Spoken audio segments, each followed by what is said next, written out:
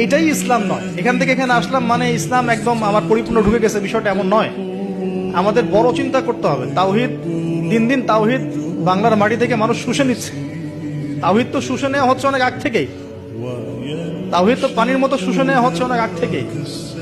ব্যক্তিগত জীবনে হয়তো আমি সুন্নতের আমল করছি, ব্যক্তিগত জীবনে আমি তাসবিহ তাহলিল করছি, জিকির আজগার করছি, তাহাজ্জুদ করছি, সত্যিকার অর্থে কি এটাই ইসলাম?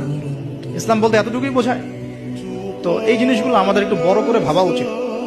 আর ইখতিলাফি মাসআলাগুলোকে নিয়ে এত এত বেশি আর আল্লাহর রাস্তায় ঝগড়া করেন না।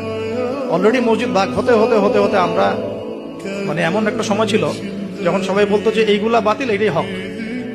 নাম বলছি না আমি, XYZ এগুলো বাতিল, এইটা হচ্ছে হক।